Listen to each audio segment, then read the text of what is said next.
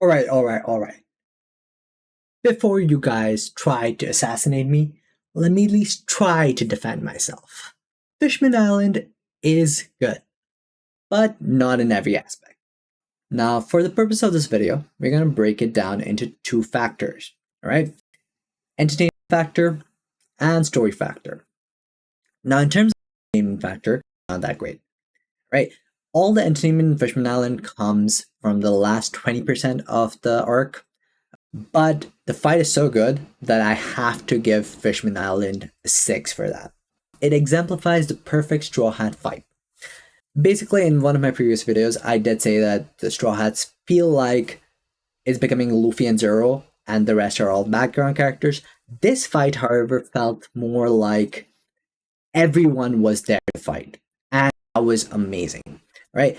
One particular thing that really highlighted in this fight was Chopper saying that he's ready to become a monster to help Luffy. Given that Chopper his whole life he wanted to become a human to fit more into human society, the fact that he's willing to change it up this much like made me smile ear to ear. But aside from this fight, there are a bunch of problems with regards to entertainment when it comes to Fishman Island. There are a bunch of overused tropes such as Sanji's nosebleeds, which was seriously overused. There are problems that could be resolved through communication or some form of oversight by either the Straw Hats or the government, the princes basically.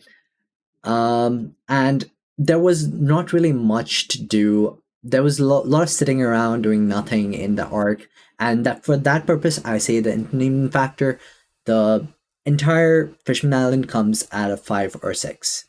But in terms of the story factor, this is where Fishman Island shines. Now, Fishman Island, when the Straw Hats first enter, is very welcoming, but we soon start to see cracks in the society. This is primarily highlighted by Sanji's nosebleed, which basically is the only time I'm going to give Sanji's nosebleed credibility in this, because it helps highlight the fact that fishmen aren't allowed to donate blood to humans. Now, this is not a medical thing, this is actually a legal thing, because fishmen are identical to human in terms of blood, and they can have blood transfusion between each other, but legally aren't allowed to give blood to humans in Fishman Island. Now, this kind of shows some cracks in society, that there might be prejudice against humans, but later on we do find out that the prejudice in humans is caused by prejudice against fishmen by humans and trafficking of fishmen by humans. So these are problems that already start highlighting the more bigger aspects of Fishman Island. Then comes Hody Jones, the main villain of this arc. Now, Hody Jones, in terms of fighting, he's honestly not a match for Luffy in this situation. He's way weaker, and there's no reason Luffy can't beat him. But for this arc, he is perfect. Now, Hody Jones is basically a fisherman who grew up with Arlong's influence. Arlong, if you guys don't know or have forgotten, is the guy who subjugated Nami's island and then trapped Nami in the map as his map maker. So as you can tell by that, he's not a really big fan of humans, and he kind of has a hatred for humans. There's a little bit more that explains his hatred for humans in this arc, but we'll come back around to this a little bit later. Now, as Hody grew up with Arlong throughout his childhood, he gains the kind of resentment you'd expect for someone to have if they grew up with Arlong as an influence. And therefore, he's trying to start a coup d'etat in the Fishman Island. He is unhappy with the government's takes on humans, and he doesn't care too much about anything, so he wants to create a world where fishmen would be at the top of the food chain and would be able to subjugate humans. And thus the controversy of the island. Now, We're going to skip a little bit past all of this towards the end of the arc, where it is revealed that Hody doesn't really have any poor interactions or negative interactions with humans. All his resentment of humans comes from Arlong's and similar Fishman's teachings towards him. Right? He's it's not a experiential thing, it's a learned thing. And this kind of exemplifies this form of learned prejudice that exists in our world as well. There are a lot of people in our world who have prejudices against people, but haven't really experienced those prejudices. Or it could be that they have prejudices that led to self fulfilling prophecies that they basically use to justify their prejudices. This is a great thing to exemplify because it's something that exists in the world and is not really talked about as much. And it shows a level of critical thinking on Oda's part for actually showing this and trying to make his audience understand that this kind of thing exists. And for that, that was one instance of storytelling to be well used in this arc. The other two are Queen Otohime and Fisher Tiger. Now, we're going to go with Queen Otohime first because she represents an ideal that is very necessary for our world, but also should not be replicated 100%. Right?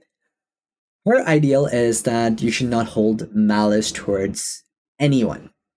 Never give anyone the power of your hatred.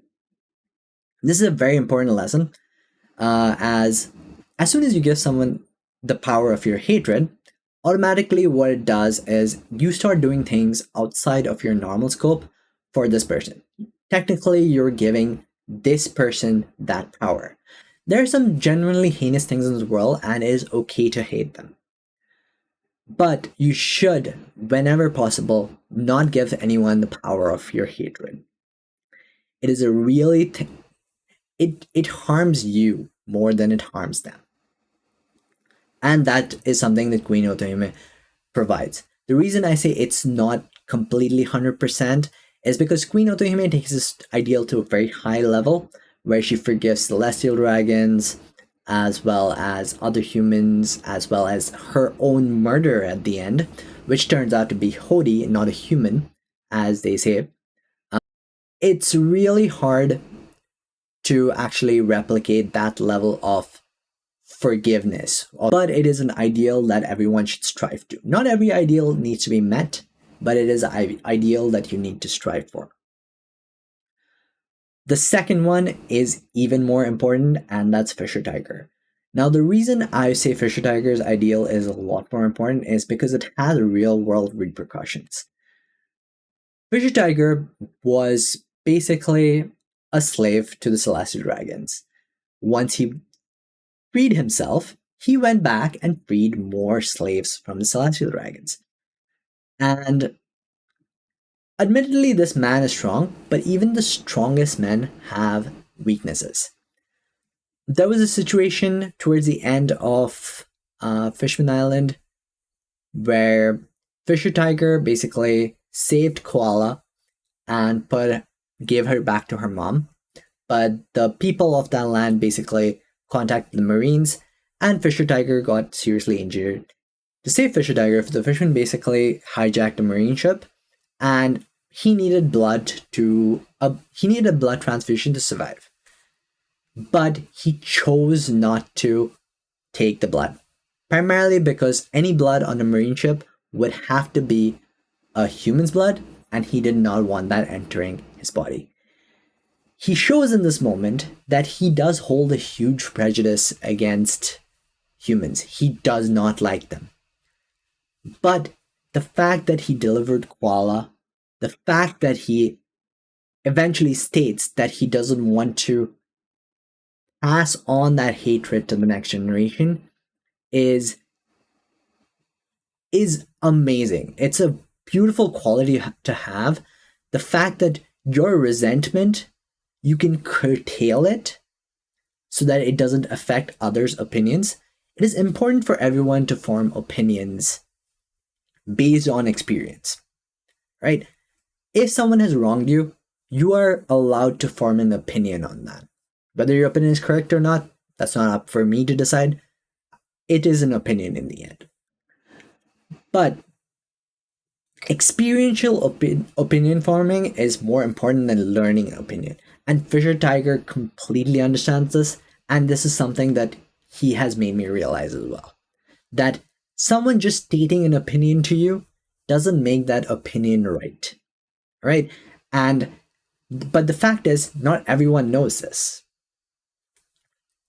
A lot of people just believe an opinion that someone is pouting. But Fisher Tiger in this situation chooses not to do it. And that is amazing. Now, coming back to Fisher Tiger subordinates. Two of Fisher Tiger subordinates is Jinbei and Arlong. So we coming back to Arlong over here. Arlong on this case does have an opinion. He has an actual good opinion.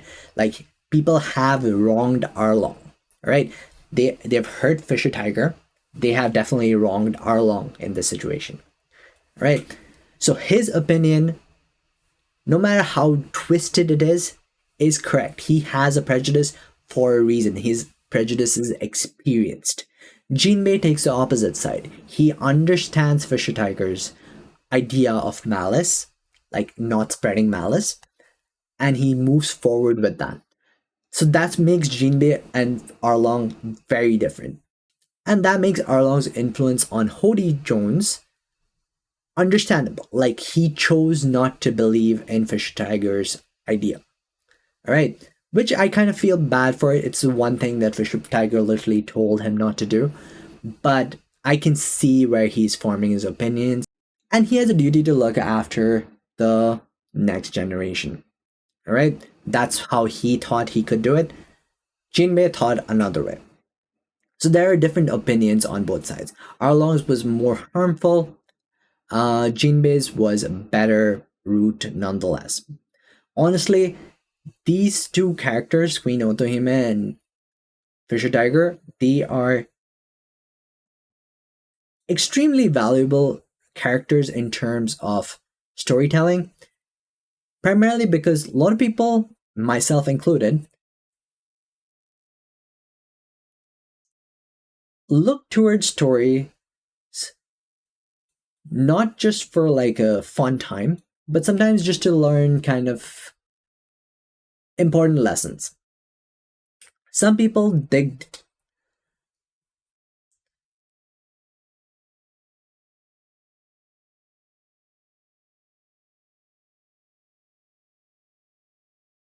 the stories told by Fisher Tiger and Otohime in this are really important as they give you some good lessons on how to just tackle the world.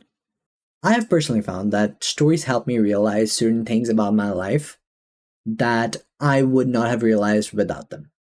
Obviously, I have other experiences in life as well, and I choose to adapt what I learn into my own experiences as well. So they're just another way for me to better myself. So that's why I kind of like Fishman Island.